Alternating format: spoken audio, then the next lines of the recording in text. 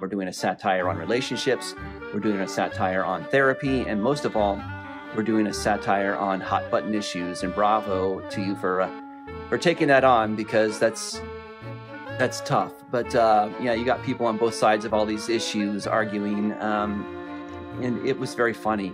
The concept of this piece is great. The dialogue in this is funny. You're hearing each of their POV. It takes race on different political issues, and it flips it completely on its head. Very smart comedy.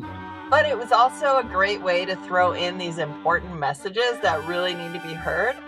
I think all of society and humanity needs to hear these messages, but it was a fun way to do it because with the political stuff in the COVID, and it really did affect a lot of people, myself included, as far as hearing your family and friends' points of views on things that, you know, are so personal. It's nice to make light of them because usually they evoke anything but laughter.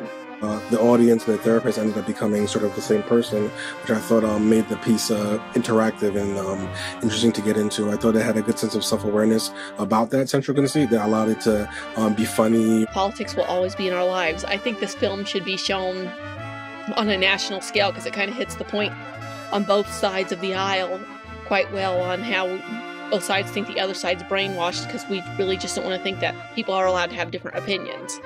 You guys had a great pacing to it, great editing, great casting, because the performances were really great. Made a good point about how social media and news and all this is wrecking relationships. And I love when they put the doctor on the spot, the close-up of the arguments and the doctor's responses with all the epic music in the background. That was also a really funny device that they used throughout. Yeah, I love the interactions. The actors all did a great job. You know, the relationships between the guy and his girlfriends and between the therapist. And, you know, that last act, we had him and the therapist really butting heads over the phone trying to make it work. So their relationship needed some working out too.